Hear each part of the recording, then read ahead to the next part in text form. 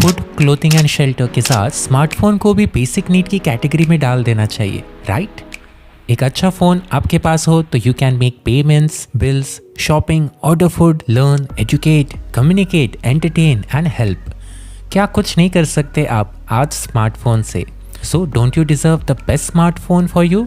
Of course yes. तो आप अपने लिए एक परफेक्ट स्मार्टफोन खरीद सके, इसी के लिए हमने ये इम्पोर्टेंट बाइंग गाइड का वीडियो लाया है which contains all the necessary and important information for you to consider before buying a smartphone. तो स्टार्ट करते हैं with important points to note. Basic specifications पे तो ध्यान देना ही है, about its camera, battery capacity, storage, RAM etcetera.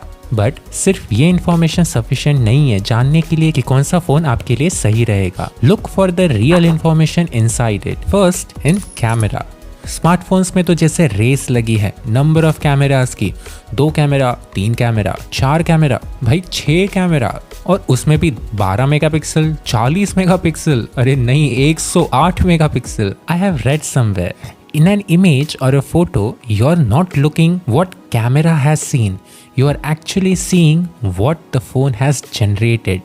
आपको कैमरा के उन स्पेसिफिकेशंस पे ध्यान देना है जैसी फोटोग्राफी आपको अच्छी लगती है, बिकॉज हर एक की पसंद तो अलग होती है। कौन से फ़ोन का कैमरा आपके लिए सबसे बेस्ट है ये आपको कैसे पता चलेगा? ये छुपा है कैमरा के नहीं, सिर्फ मेगापिक्सल ये नहीं बताता कि कितनी अच्छी इमेज कैप्चर हो पाएगी। हाँ, जितना ज़्यादा मेगापिक्सल के कैमरे से शूट करेंगे उतनी अच्छे रेजोल्यूशन के इमेज आपको मिलेंगे।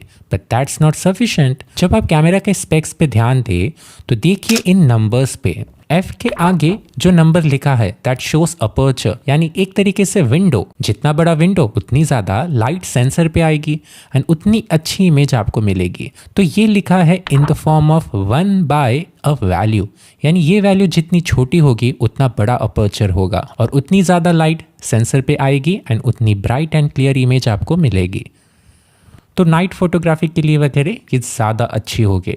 Next, you can check for the focal length. Focal length जितना कम होगा उतना वाइड एंगल व्यू आपको मिलेगा, और जितना ज़्यादा फोकल लेंथ होगा उतना ही आपका सब्जेक्ट मैग्नीफाइड मिलेगा। यानी एक सब्जेक्ट पे अटेंशन देना हो तो more focal length is preferable, and किसी सीनरी की फोटोग्राफी करनी हो तो short focal length is preferable. And सभी टाइप की फोटोग्राफीज करने के लिए ही आजकल कैमरास में मल्टीपल लेंस का यूज किया जा रहा है। But also check for the optical image stabilisation, यानी OIS, ताकि कैमरा शेक को रिड्यूस करके मोशन फ्लो को अवॉइड कर सके। कई फोन्स में तो EIS होता है, यानी इलेक्ट्रॉनिक इमेज स्टेबिलाईजेशन, जो सॉफ्टवेयर बेस्ड होता है which process an image for its clear picture.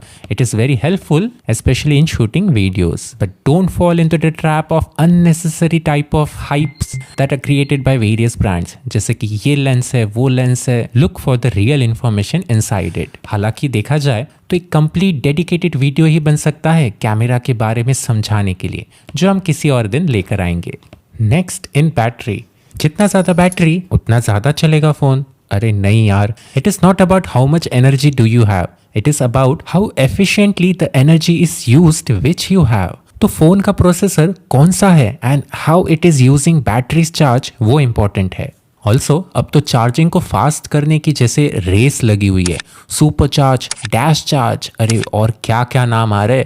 Do keep it in mind, जितनी ज़्यादा फास्ट चार्जिंग होगी बैटरी उतना ही जल्दी ड्रेन होगा। ऑल्सो फास्ट चार्जिंग में बैटरी का टेम्परेचर बहुत बढ़ जाता है एंड ओवरऑल बैटरी की एफिशिएंसी पर असर पड़ता है। मैं ये नहीं कह रहा कि आपको स्लो चार्जर का यूज करना चाहिए। आई एम जस्ट सेइंग कि आप सिर्फ चार्जिंग के स्पीड के फैक्टर को बहुत ज्यादा प्रेफरेंस मत दीजिएगा व्हाइल परचेसिंग अ फोन। ऑल्सो अभी तो सभी फोन्स में चार्जिंग की स्पीड अच्छी ही होती है एंड हेंस बैटरी कैपेसिटी थोड़ी कम भी हो तो चलेगी, लेकिन उसका प्रोसेसर अच्छा होना चाहिए। बैटरी कैपेसिटी ज्यादा करने के लिए बैटरी की साइज बढ़ानी पड़ती है एंड हेंस फोन का वेट भी उस हिसाब से बढ़ जाता है। तो आपको इन सारे पॉइंट्स का ध्यान रखना होगा in the combination of its capacity, processor, speed of charging.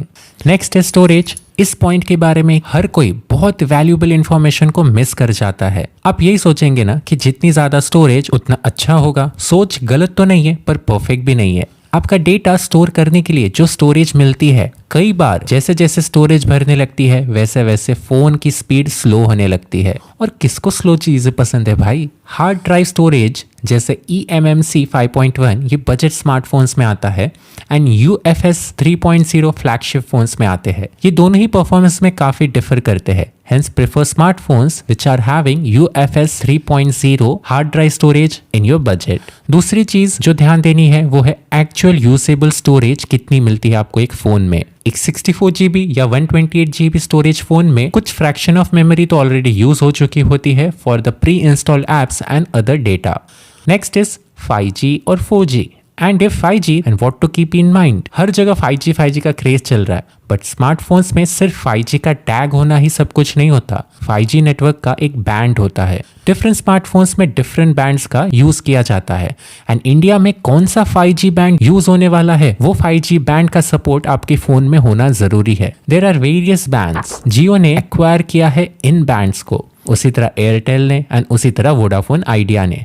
Hence just check जो स्मार्टफोन आप लेना चाहते हैं उनमें वो बैंड्स का सपोर्ट हो जो इंडिया में लॉन्च होने वाले हैं। Next thing to notice is अगर आप हर साल फोन को चेंज करते हैं तो आप अभी 4G फोन भी ले सकते हैं क्योंकि 5G की अवेलेबिलिटी में थोड़ा टाइम है। Next is very important the processor. Processor ही तो है जो मैनेज करता है हर चीज को और फोन की परफॉर्मेंस को, इसलिए रैम से ज्यादा तो प्रोसेसर पे ही ध्यान देना चाहिए। Dual core, quad core, octa core इन सब पे अगर ध्यान ना भी दे तो चलेगा, पर ध्यान इस पे दीजिए कि कितने नैनोमीटर का प्रोसेसर है। जितना कम नैनोमीटर का होगा उतना ज्यादा प्रोसेसिंग होगी, हीट इश्यूज भी कम आएगी एंड बैटरी का परफॉर्मेंस भी उतना अच्छा होगा। क्वालकॉम, मीडियाटेक, एक्सिनोस और इनके डिफरेंट वेरिएंट्स होते हैं। आपके यूसेज के हिसाब से आपके फोन में प्रोसेसर होना चाहिए। जैसे कई प्रोसेसर बैटरी सेविंग के लिए काफी अच्छे होते हैं और कई प्रोसेसर गेमिंग के लिए।